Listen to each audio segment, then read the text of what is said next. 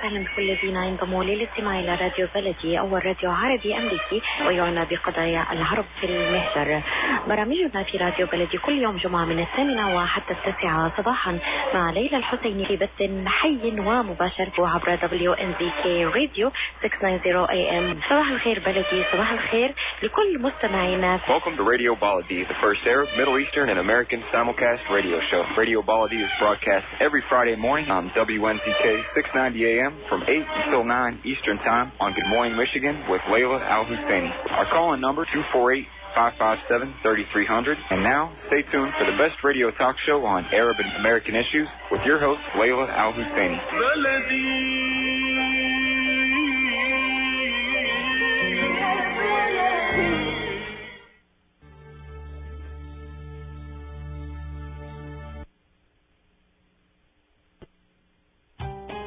It's never too early to get your child on the right track. From their first words to first grade, Dreamy Children's Center in Troy works closely with parents to provide an experience that goes beyond early education. The highly qualified and experienced staff use a variety of programs that can help nurture important personality traits like responsibility, independence, problem solving, motivation, and respect. They also have educational programs ranging from preschooling for infants, toddlers, transitional toddlers, and pre-K to Montessori-approved programs and bilingual curriculums for young children. They're open from 6 a.m. to 6:30 p.m., can provide breakfast, lunch, and dinner with snacks in between, and can also arrange for after-school pickup. Dreamy Children's Center in Troy is located at 37373 DeQuinder, just above 16 Mile Road, and can be found on Facebook at Dreamy Children's Center. Ask about the free preschool program. Call today, 248-680-9170, 248-680-9170. Are you going to start up a restaurant or a grocery store soon? Do you need floor plans and designs? Call Najee Abood at 248-442-9292. Do you want to buy kitchen and restaurant equipment at discount prices? Call Najee Abood now, 248-442-9292. New Concept Products and Designs, the trademark of kitchen equipment. 5% discount on all purchases of $75,000 or more. For more information, visit newconceptproducts.com. 248-442-9292. Good morning and welcome to Radio Baladi. Today is Friday, January 30th. It's a cold day, and we're glad that you're with us. You are the best of listeners. Radio Baladi is the best radio station serving the Middle Eastern American community in North America. Good morning, everyone. My name is Khalil Hashim, and I'm glad to be with you today. We have an exciting program today. Dearborn Police Chief Ron Haddad is with us today. Good morning, Chief. Good morning, Khalil. And also, we're going to be talking to Mary Lou Cabrera. She's from the Immigration Office from Chicago for this region. And Mary Lou is going to be talking to us a little bit about, the extension, the stay for the Syrian refugees and what are the requirements are. And then we're going to be talking to Dr. Sawan. Dr. Sawan is going to be telling us a little bit about back pain and how to manage it and the treatment. Also, before we go on, just want to give you a little bit of a summary of the news. First, the weather. It's cold today. We could get some snow today, and the weekend is cold as well. Stay warm. Stay inside if you don't have to be outside. And if you're outside, please be safe. In the news today, the Super Bowl is this Saturday, or this Sunday rather. It is in Arizona, and as everybody knows, is the Seahawks and the Patriots are playing for the Super Bowl. And as the controversy for the deflated ball continues going on, I think the teams don't seem to be distracted. If you like to call us here for if you have any question or if you have any comments about any of the topics we're talking about or any other topics, please do so. The number here is 248-557-3300. Again, the number here is 248-557-3300. The Super Bowl is one of the biggest events in this country. We enjoy it tremendously, And one of the things about the Super Bowl is we like to make finger food and all the other food that we make. And, Middle Eastern cuisine is really good with that. If you want to share with us a recipe or what is it, what else are you making for the Super Bowl, please do so. Again, the number here is 248-557-3300.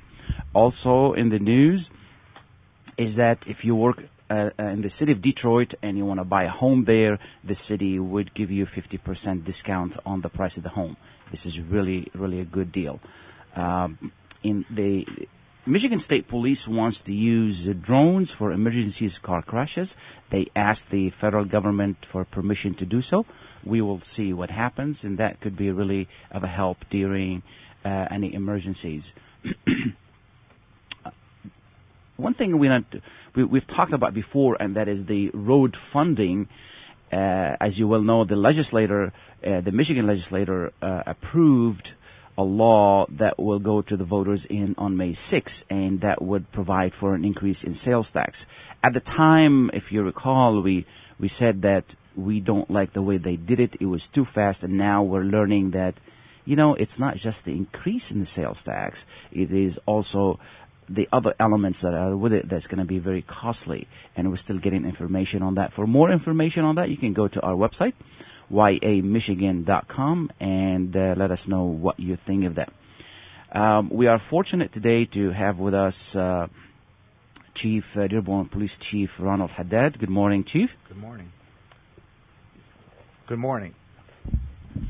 And we're going to be talking about crimes and crime prevention and some of the wonderful things that the Chief has been involved with in our community. But before we go on, I just want to ask the Chief to really tell us a little bit about himself. Yeah, good morning again. I've been a police chief in the city of Dearborn since 2008. Prior to that, I spent 34 short years of my life with the Detroit Police Department. I came out of there as a senior deputy chief, and my last assignment was the Homeland Security Coordinator just post 9/11. So that's my career in a nutshell, but I can tell you that I couldn't be more grateful and proud to be chief of the city of Dearborn. Now, you started in Detroit, was it 1970? 1973. 73. And, we appreciate you being with us. Chief Haddad is a very modest person. I just want to mention that he received several awards for his involvement with and coordination of the Super Bowl 2006, and was it the All-Star Games? The All-Star Game. All the All-Star Game. And, Chief Haddad is well known nationally and internationally. People call him on regard to issues to Arab and Muslim Americans, and we're glad that you are with us today. Recently, you had a press conference and you talked about the operation, I think it's called Blue Light Operation, where you coordinated with 35 police agencies to tackle crimes. Could you tell us a little bit about that, please? Yeah, it just made great sense to get with all our surrounding communities, develop a plan. There is something, when you study crime, there's something that's glaring. The same criminals go around to all the communities and they victimize all of us. And proportionally to the 2.1 million people that live in southeastern Michigan, they're a small number of people. So it just made good sense to share the intelligence, to share a common, well-coordinated effort. And it was during the holidays when crime tends to escalate and opportunities for criminals tends to escalate. So I'm very proud of all 35 law enforcement agencies. It's important to note that we locked up some 2,500 people, most of which were wanted on warrants, which means that they had committed previous crimes and did not answer for them. I think there was some 400-plus felony arrests, and we also locked up another 600 or 700 that were wanted on different jurisdictions, and that's all of us as a collective group, totaling some 2,500 arrests for the 2-week period. And it was interesting to note that there was no bank robberies in the area at the time, and we tend to have historically bank robberies escalate during the Christmas holidays. And we found a couple of what we call serial high-end criminals, and one was fortunately prosecuted through the federal government. Barbara McQuaid and our FBI partners, Paula Bate, stepped right up and looked at the case, and it met federal criteria. So those things all tend to make the entire community safer. Wonderful. And you came up with the idea, is that correct? Well, it was a joint idea, but I kind of pushed it.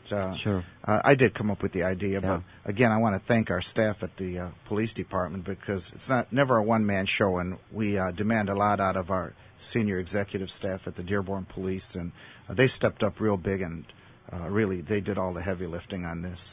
To get a few people working together is a lot of work. To get 35 agencies, it's got to be incredible amount of work. Yeah. The people on the ground do the job. The big part was to find time to get all 35 police chiefs together for the planning meeting. And then, obviously, they came to the press conference. But we're all committed to making southeastern Michigan a safer place for everyone, so it's not a hard sell. How much planning is that?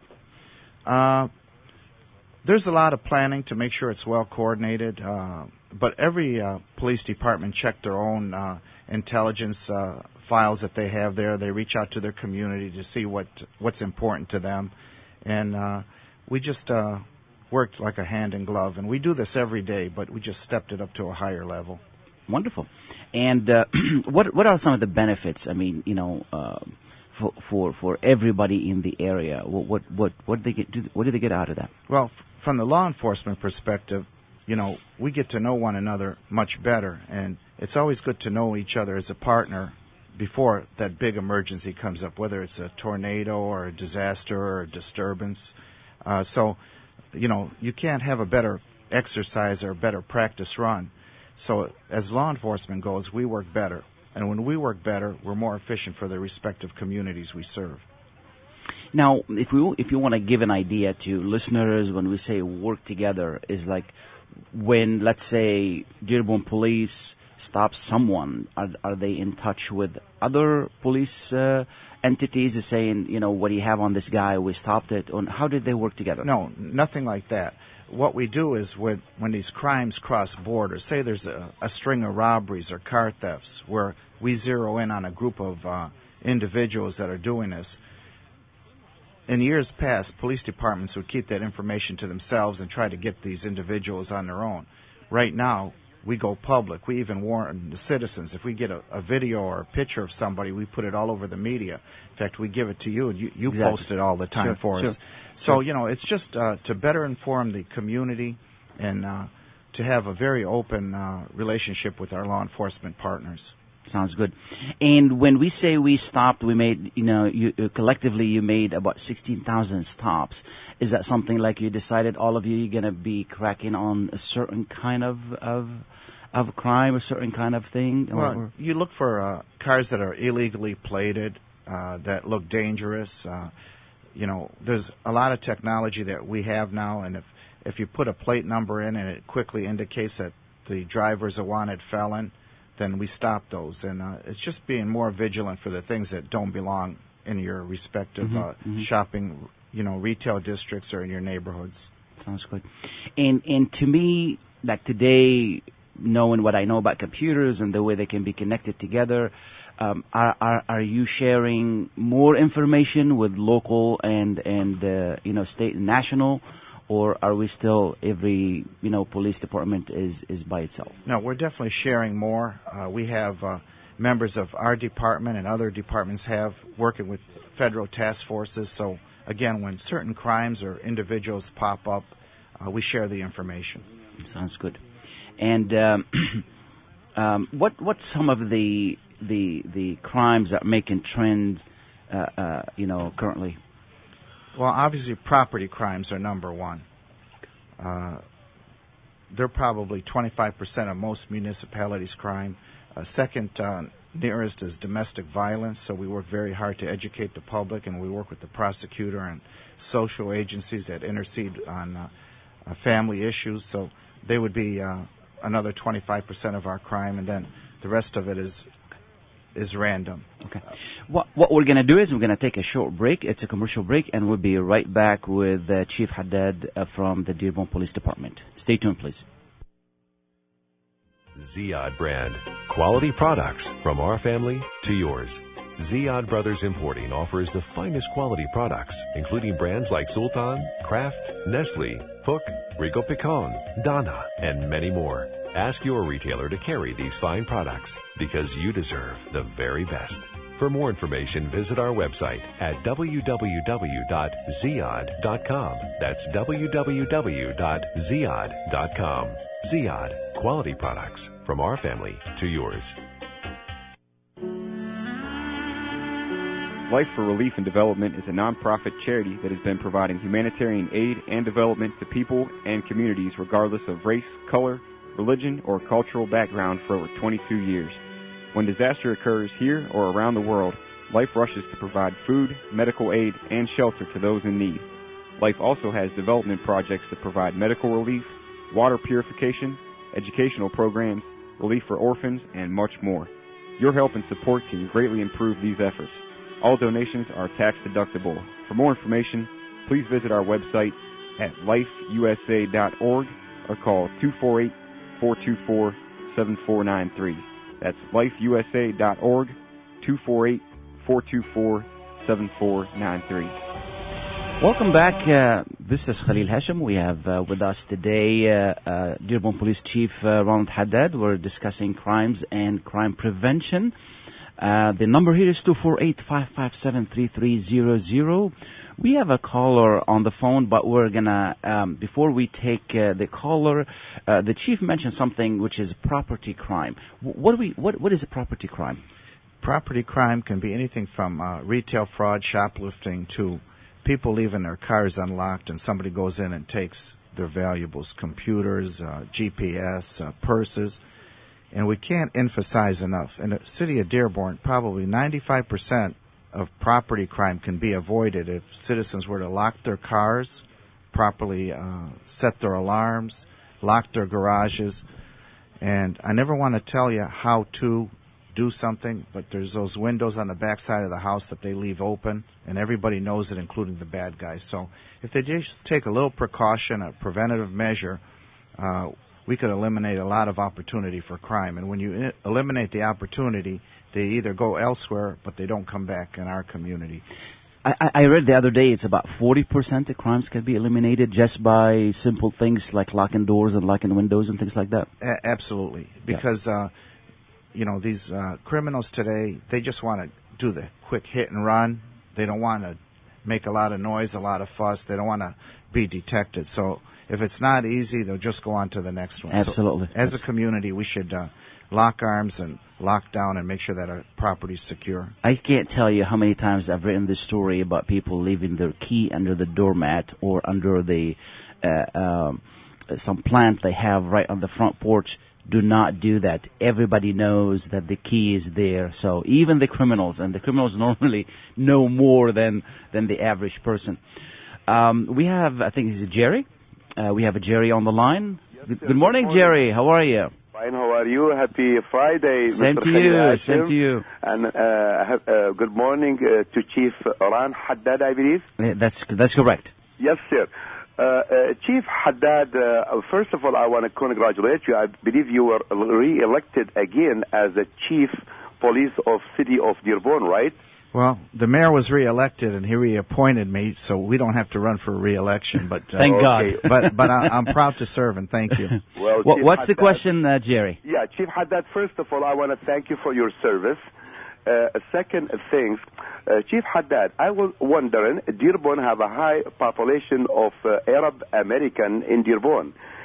Could you tell me an estimated how many Arab American living in Dearborn, Chief? There's somewhere in the area of 43,000. Beautiful.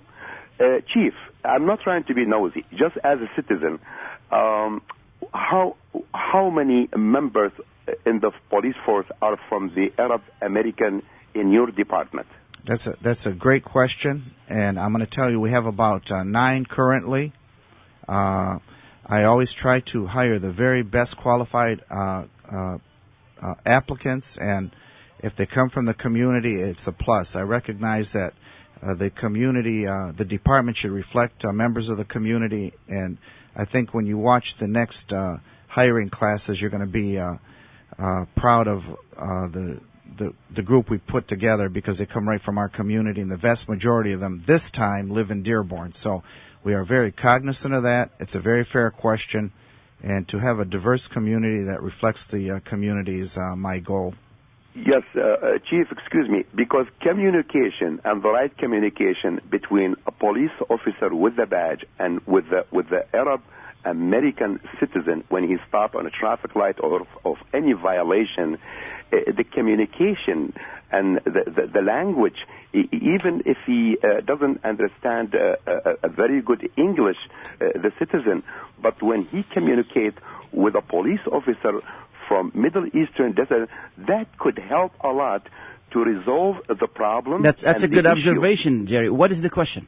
The question is, could your department, Chief Haddad, hold some city hall meeting with the citizen to exchange a conversation to resolve any problem between the citizen and the department? And the last question is, Chief, is the city of Dearborn.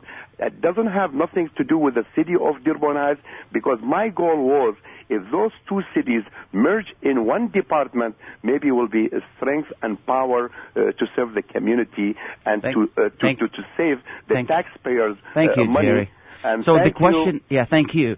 So the question is, do you hold public meeting, like town hall meetings, to discuss with the residents, and what is the possibility of working together with Dearborn Heights? Absolutely. You know, we hold many meetings. I suspect that Jerry does not live in the Dearborn community, but we hold about 70 meetings a year, and that includes schools, our faith-based communities, and neighborhood organizations on a very regular basis. We send out bulletins in 2 or 3 languages, depending on the community we want to reach most. And so we do have a constant outreach, and I'm very proud. We're held up as a national model for community policing and how we deal with our community. Absolutely. Overall, the issue with working with the Dearborn Police, Dearborn Heights Police, that's a totally separate entity, right, but you still work with them. Right. We work with them, and to his point, there's shared services. Like right now, our MIS, our computers, our unit works and serves Dearborn Heights as well. And you can see that our fire department now serves Melvindale. So he's absolutely right. It's a thing of the present that will become part of us in the future, where we will share services to be more efficient and more cost effective. Thank you, Jerry, for wonderful questions. If anybody else you'd like to talk to us or have any other question, the number here is 248-557-3300. Chief, overall crime rates in the area are down. However, shoplifting is up. And unfortunately, some of the young ones do that, and they don't really understand the long-term effect on their future. Somebody, steals something, and then it's on the record. They can't get jobs. Could you talk a little bit about that, please? You know, that's a great point. Again, we go out to our youth, to all our schools. We want to make sure that young people understand that 1 second of bad judgment can have a very bad impact on their lives. And when you're a young person, 15, 16, 17 years old, and you get a high misdemeanor on your record, that might as well be like a major death sentence for them, because it's going to cost them dearly. And, for the short existence that they've led, it'll take quite a while for them to put that behind them. So the best thing is to use the best judgment, and that includes not only shoplifting, but sometimes you might be in a car with a friend where they have open intoxicants, or somebody's got marijuana, or you're out in violation of the curfew laws, both in Dearborn and other places. And they don't intend to make these mistakes, but they just a bad decision, a split second, and it really can harm them. So we encourage them to work hard in school, work hard on their grade point, and to try to stay out of trouble. Could you tell us a little bit about the curfew law, for those who are not familiar with? Basically, weekdays it's 10 o'clock for people under 16, and weekends it goes up to 11, where any time after that you have to have parental supervision on the street. Thank you. And if I'm in the car and somebody is in possession of illegal substance, what is the implication here? Well, you're going to be identified with that, and sometimes you don't know whose it is, and everybody gets in trouble. You're in a place where narcotics are illegally stored if it's in a car, or there's open intoxicants that's in plain view of all the people, then everybody gets a ticket for that. And we realize that young people have these instances of bad judgment, but it's just hard for them to get over on that. Just like a speeding ticket, their insurance and their probation is extended, and it's just one bad mistake that they pay for quite a while in their young lives. So depends on the crime.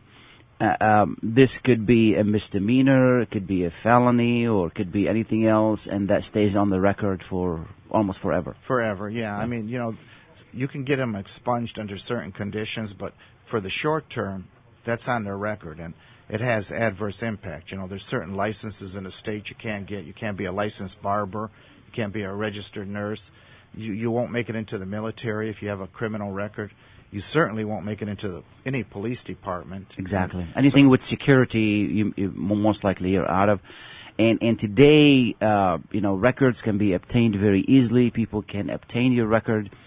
And even if it's not a prerequisite for a job, you don't want to be sitting at that interview trying to explain why you did that stupid thing. So save yourself the problem. And prevention is a huge in law enforcement and in making us safe.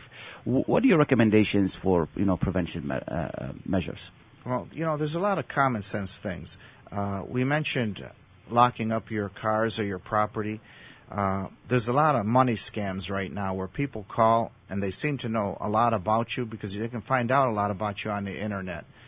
If you're not expecting a call, don't run down and pick up one of those zip cards and put $1,500 on it because you feel threatened. Call the police, particularly with people, senior citizens. Somebody will call and say, your doctor said for me to call you, and I got a deal on your medicines now, and they get all the rest of their information. And it may be a high-pressure sales pitch, and that's half the problem, but a lot of times it's complete fraud where they're just trying to get more information to quickly get their money. Another scam, they'll call and say, one of your relatives is in a jail in Barcelona or somewhere else, and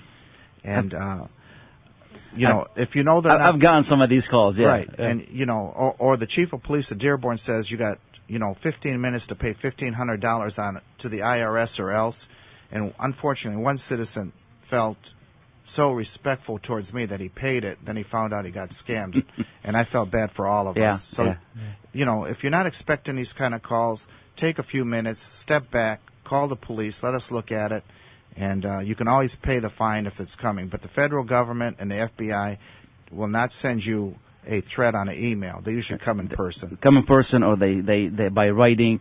One thing also want to share with the community is that in general, police and fire are there serving us, working for us to protect us, and we need to work with them. It's different than where most of us came from. So they're working with us, and believe it or not, the time is almost over, and I want to thank you so much, Chief, for being with us today. This is wonderful. I just want to give you 30 seconds for a last note. Yeah. I'd just like to thank all the residents in Dearborn because they support our police department great. We have a wonderful working relationship, and when you deal with human beings, it's not always perfect, but on both sides we do a very good job. I'm very proud of the 250 men and women that work at the Dearborn Police Department because they come to work every day, and they work very hard on behalf of the citizens of Dearborn and those that visit here every day. So I'm very grateful, and I'm very proud to be the chief of the city. Wonderful. Communication is key. If there is anything you need to know, you can call, Chief Haddad, or you can call the police chief in your area. There's a lot of information on the website, and if you're not sure, you can always talk to a person. And every time you call Chief Haddad, he always gets back with you. Thank you so much, Chief, for being with us this morning. It's been a privilege. Thank you. Thank you. And we'll be right back with a short break. Thank you. Dr. Opada Al-Zuhaili is a diabetes and endocrinology specialist with over 12 years of experience in medical research dealing with diabetes patients. Dr. Zuhaili lectures in many American and Arab universities about the latest research and studies related to diabetes. Al-Zuhaili Medical Centers are fully equipped to provide you with the best in medical treatment. Whether Arabic or English, our staff of medical professionals speak your language and can provide for your comfort and care. You're always welcome at Al-Zuhaili Medical Centers. please visit our Southfield location at 27207 Losser Road, and for appointments, call 248-809-5988. That's 248-809-5988. It's never too early to get your child on the right track. From their first words to first grade, Dreamy Children's Center in Troy works closely with parents to provide an experience that goes beyond early education. The highly qualified and experienced staff use a variety of programs that can help nurture important personality traits like responsibility, independence, problem solving, motivation, and respect. They also have educational programs ranging from preschooling for infants, toddlers, transitional toddlers, and pre-K to Montessori-approved programs and bilingual curriculums for young children. They're open from 6 a.m. to 6:30 p.m., can provide breakfast, lunch, and dinner with snacks in between, and can also arrange for after-school pickups. Dreamy Children's Center in Troy is located at 37373 DeQuinder, just above 16 Mile Road, and can be found on Facebook at Dreamy Children's Center. Ask about the free preschool program. Call today, 248-680-9170, 248-680-9170. Welcome back to Radio Baladi. The number here is 248-557-3300. We thank you for being with us this morning. It's a cold morning, and I could see the sun is trying to peek out. Hopefully we get more sun today so we can get some of the snow melting. And also, in this segment, we're going to be talking to Mary Lou Cabrera. She's Public Affairs Officer with the Department of Homeland Security of the U.S. Citizenship and Immigration in the Northwest region. Good morning, Ms. Cabrera. Good morning. How are you today? I'm doing well, thank you. Good, and thank you for being with us. Also in the studio, we have with us Noor. Noor is an intern, and she is listening. Good morning, Noor. Good morning. Wonderful. Ms. Cabrera, the U.S. is granting Syrian refugees temporary protected status, and what is the update on that before we ask about the eligibility and the process? Sure. I know that we covered this just a few weeks ago, but it's such an important topic, and to make sure that we have all the information correctly. Syria has had TPS, but on January 5th, the Secretary of Homeland Security redesignated Syria for temporary protective status. The announcement was an 18-month redesignation and an extension of temporary protective status for Syria. Okay. So when we say extension, and what is temporary protective status? Sure. Temporary protective status, or TPS as it's known, allows an individual from the particular country, so in this case from Syria, who is from Syria or doesn't have a home country. Syria is their home, is their where they last lived. Allows that individual to come that's in the United States to live here and to work here if they choose temporarily. So the title is indicative. It's a temporary status. It does not lead to permanent residency or to citizenship. Ultimately, it will end, but it does allow that person to stay here, protected from. And how long are they granted? Well, it's been redesignated for 18 months. Okay. So and is it for families or individuals? Well, each individual has to apply, but, it can be for anyone who qualifies. Okay. And what are the qualifications? So basically for the TPS, for the redesignation, if the person is under TPS, they need to extend their TPS. So you have to re-register during a 60-day re-registration period. And that started on January 5th, and it runs through March 6th. But it's very important. People who may have already applied may think, I'm fine, it's been redesignated, but they do actually have to reapply, before that deadline, the March 6th. So it's best to, there isn't a whole lot of time, best to get that done. But then I think the important part that we wanted to clarify is those individuals who have not applied for TPS. They are not under TPS. They're not protected. They are allowed to now apply from now until they have 180 days to apply. So they have until April 1st. Theirs started on January 5th as well, 2015, and it runs through July 6th. So people who are not under TPS can now apply for TPS. Sure. And what does the application include? Well, the important part here is that I think there's been a lot of questions about, because there's continuous residence. So there's a lot of questions about if I arrived last week, may I apply for temporary status because there's the period that runs until July. Mm-hmm. It's important to note that you have to have been in the United States, residing in the United States before January 5th. So if you arrived in the United States on January 1st or December, then you are eligible. At January 4th, you're eligible. If you arrive today to the United States, you are not eligible for TPS as it stands. Will you become eligible? Well, not unless there's a redesignation period. Under this designation period, no. Okay. So you have to be here before January 5th.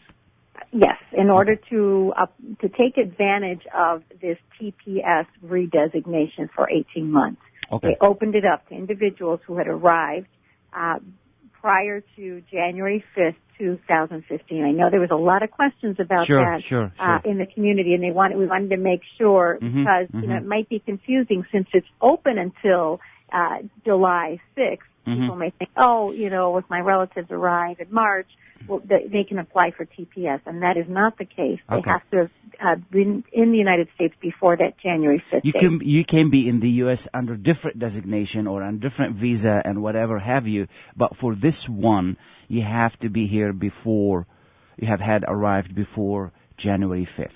For temporary protective status. Okay. Right. Okay. There's other ways, the person might come in, and seek asylum, might come in through a relative that's a legal permanent resident or a citizen, but under temporary protective status, under this one particular program, they have to have been here if they are not under TPS prior to January 5th.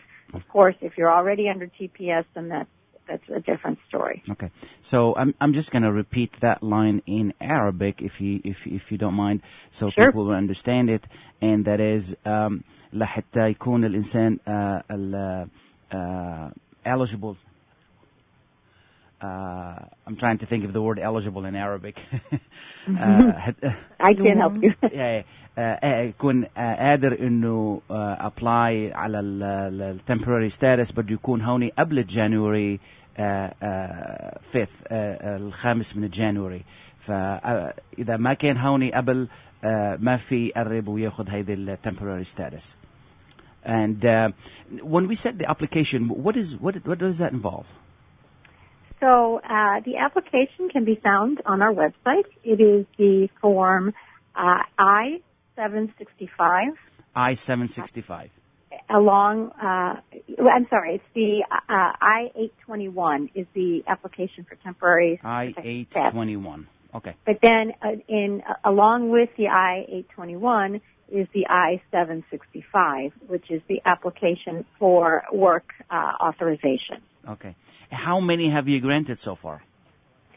Goodness, I don't have the numbers. Let me see if we have the latest numbers, because we have TPS for several different countries. So I do have. Let's see if I have Syria here.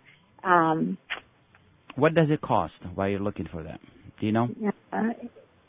What does it cost? Yeah. Yes. The I-821 is $50. 50? 50. Yeah, $50, but if a person, if it's a redesignation, if it's the if they've already have TPS, then that $50 fee is waived. Okay. The I-765, which is the work authorization, is $380. Okay, that's for the work authorization. For the work authorization. Okay, and what are they eligible for other than work? To stay here and work. They can, the children can go to school. Are they eligible for anything else?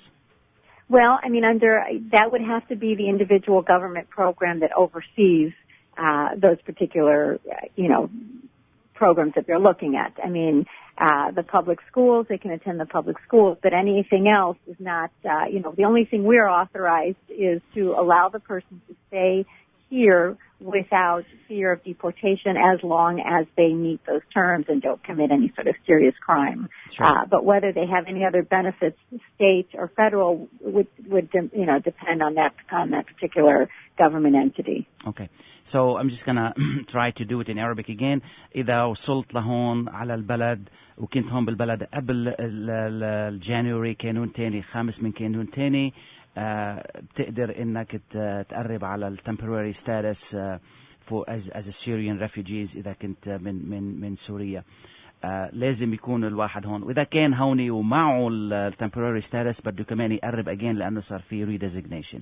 I just wanted to, emphasize that the date, the magic date is January the 5th, and even those who were here, since there is a redesignation, they have to apply again to get. Is that would that be the word recertified or something? To be redesignated. To be able to take advantage of the exactly. Yes. And that's for 18 months. Correct. Wonderful. Any other issues in this that we have not addressed and people need to know? Well, I think it's important to note that you need to file the I-765 regardless of whether you want work authorization or not. If you don't want the work authorization, then you just don't, if you don't need to work, then you don't include the fee. But you need to file those two applications, the I-821 and the I-765 together. So that's important. And, I think we've covered the basics, and sure, I think sure. any confusion that may have... You don't really need a lawyer to do this. It's a simple form. You can file it if, your English is good, or you can get help from someone. And I know that you can get on the line with the department, and they can help you with that as well. Is that correct? The application is found on our website, www.uscis.gov, under forms. So they can find those two forms there. Certainly they can file it on their own, but it's up to the individual. If they do feel like they need to seek assistance, or their cases they feel a little bit more complex, then they should make sure to go with someone that is accredited, an accredited agency. There are a lot of good ones out there, or an attorney who is certified, who has passed the bar, the boards, and so that's very, very important to make sure that they are going with someone that is accredited, that knows immigration law, and that's not promising them things that don't exist. That they're very careful about fraud. Sounds good. We have a caller. We're going to take a quick question. Good morning, caller. Good morning. Okay, we lost that person. I really want to thank you so much for as we get the phone. Okay, here we go. We want to thank you so much for being with us today to clarify this. We received a lot of calls on this. We wanted to make sure this has been clarified. And again, I just can't thank you enough. Absolutely, anytime. It was my pleasure. Thank you so much. Have a nice day. Bye now. Bye-bye. We're going to take a short break, and we'll be right back with Dr. Silwan. Please stay tuned. Jumana K-Ruz. You've seen her images on giant billboards across the metro. Jumana K-Ruz. You've seen her images on buses across the city. Now get to know Jumana K-Ruz. Most people who sit in my office across from my desk are hurting on so many levels. One thing people do not know about medical malpractice is that the statute of limitation, meaning the time that you have to bring suit against a doctor, a hospital, is 2 years. In medical malpractice, that's a very, very short period of time. Not every lawyer is an advocate, but every lawyer should be an advocate. Let Jumana K-Ruz protect your rights. Call the law offices of Jumana K-Ruz at 1-866-YOUR-RIGHTS, extension 100, or visit yourrights.com.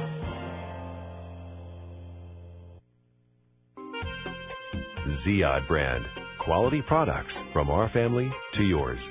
Ziyad Brothers Importing offers the finest quality products, including brands like Sultan, Kraft, Nestle, Hook, Rico Picon, Donna, and many more. Ask your retailer to carry these fine products because you deserve the very best.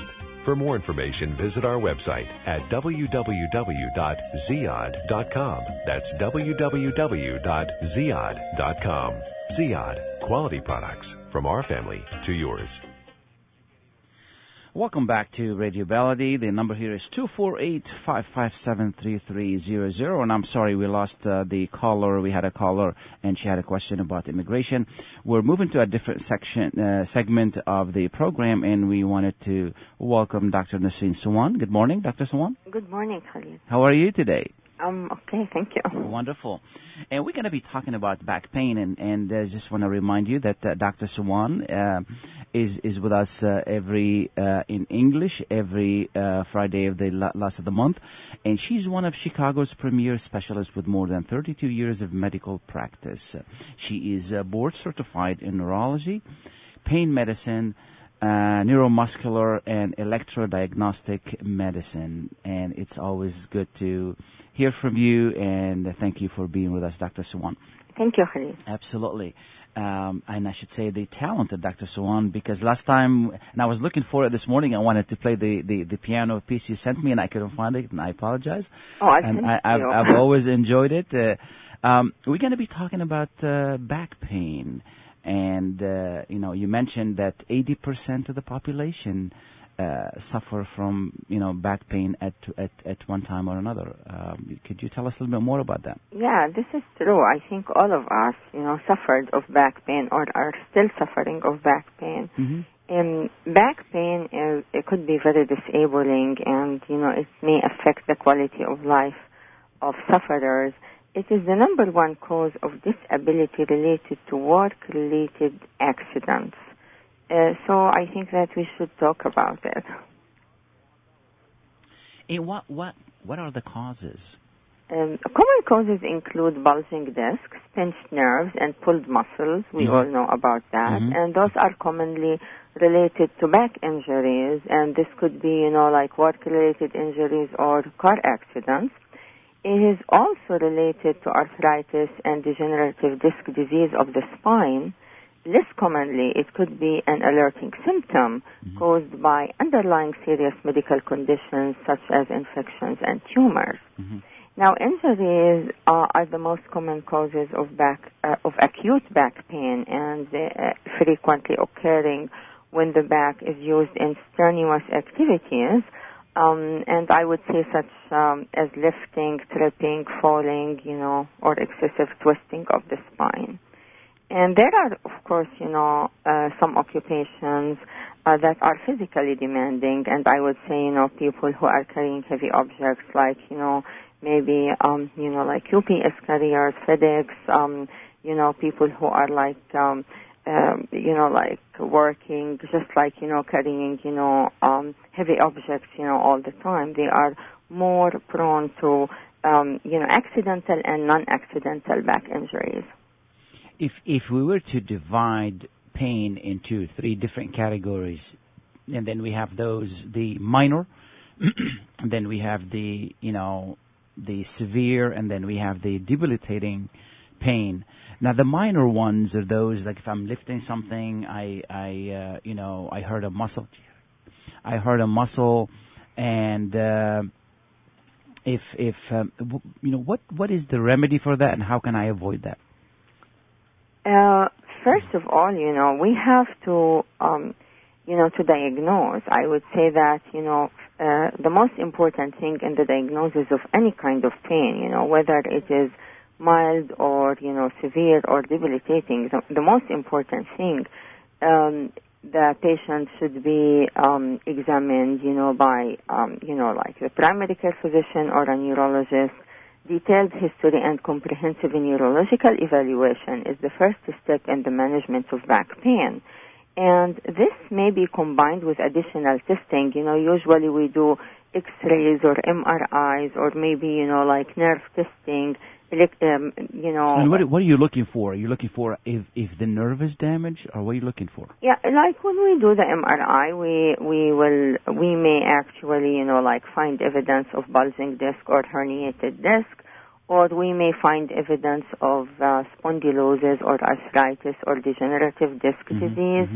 Also, we can rule out, other underlying medical conditions like infections or tumors. Now, when we do MRIs, we will not find a pinched nerve. We usually do something called electrodiagnostic testing or nerve conduction study and EMG to find out if there is a pinched nerve or not, and to find out the level of this pinched nerve. And, it's always important, to address and rule out other underlying medical conditions as well, so. Pinched nerve, that's a very painful. It is. Yeah. It is very painful. What is pinched nerve? I mean, we hear the term a lot. Yeah, I mean, we call it in medical terms radiculopathy. And, in everyday language we call it pinched nerve, pinched nerve. So basically, when a nerve is compressed by a herniated disc, or it could be also compressed by, arthritis, and I would say that there will be, some calcification and, some build-up that will be pinching the nerve. So, we are talking about, a painful medical condition. Basically, we're talking about something pressing on the nerve and not allowing it to do its job. And as a matter of fact, it's not only that it's not allowing it to do its job. If it, there could be, of course, numbness and weakness, but also there could be very painful, sensation in neuropathic pain, and it could be like stabbing, it could be like burning or electric sensation, that will be, going down, the arms or the legs. And we call this either cervical radiculopathy, if it is at the level of the cervical spine, and we call it lumbar radiculopathy if it is at the level of the lumbar spine. And basically the job of a nerve is to transmit information to from the body to the brain. Is that correct? And also to transmit information, I would say that that's right. It is from the body, of course, to the spinal cord and then to the brain, and also, in the other direction. When there is that pain is trying to tell us something, that something is not working. Is that correct? Of course, yes. Okay. Now, when it comes to diagnosis and treatment and there's a lot of treatment out there. I think what's important is prevention. How can I prevent these things from happening? Yeah, this is very important. Prevention is always better than, treating, a problem when it happens. So I would say the most important thing would be, to be very careful and, not lifting heavy objects. And, there is a way of lifting heavy objects if we have to do it, that we have, to kneel down and, use our legs instead of using our back. Okay. Exactly. And, also I think that there should be some type of, something to help workers, not to lift heavy objects. I mean, there should be a limit on how much they can lift, and, there should be some help. It's always, better if we can have, two people doing, something that, one person can do. And they can always use, dollies and, things that may help them not to put, so much stress, on their back. How about exercise? Exercise is very important, and, I would say we have to do specific exercises that would strengthen the muscles, and abdominal muscles. So we will not be just depending on our back. And at the same time, the exercise would help also to reduce the degenerative disc disease and the arthritis. So when it comes to alignment, these muscles, if they're strong, which is the core, the front and the back, if they're strong, they can help us keep the alignment of bones where they need to be and minimize, minimize problems. Is that correct? Exactly. Yeah, yes. Yeah. Any when it comes to treatment, there has been a lot of new ways, new treatments. Anything you want to share with us? We always start with conservative management, and I would say that 80 to 90% of back pain cases will improve with conservative management. And we usually do a combination of physical therapy, medications, traction, and maybe even like back bracing.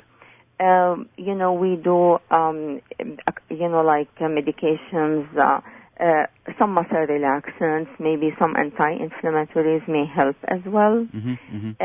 We do like ibuprofen or anything like that. Yeah, I would say, but usually we try to combine this with other medications like Prilosec, and we use, some medications that are combining Prilosec with non-steroidal anti-inflammatory to prevent, any stomach problems, because that all of these medications may have side effects, and we really do not want to use medications long term. Yeah, we can use them like in an acute case, but not in chronic cases. Is it true what they say about aspirin, that it is the wonder drug when it comes to inflammation?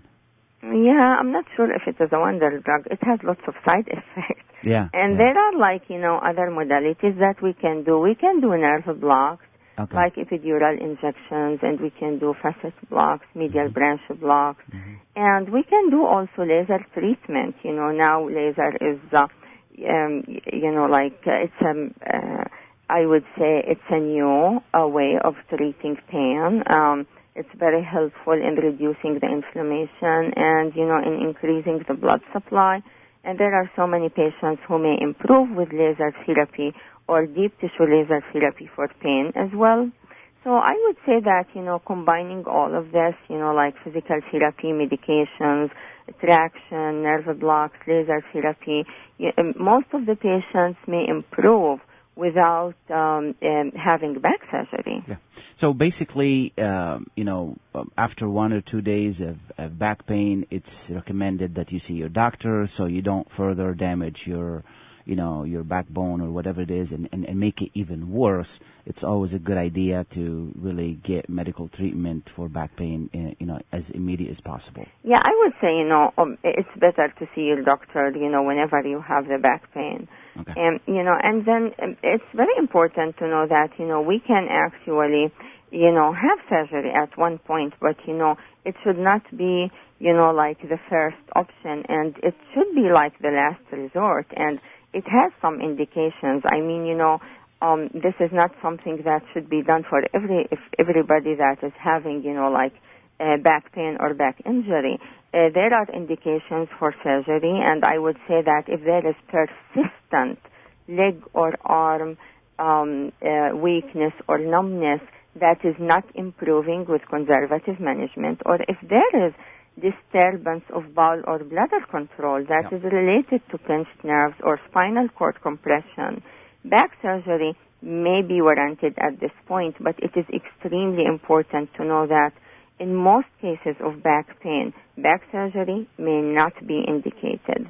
And while surgery may reduce the pain, sometimes the pain may become worse after surgery, or even the symptoms may become worse after surgery.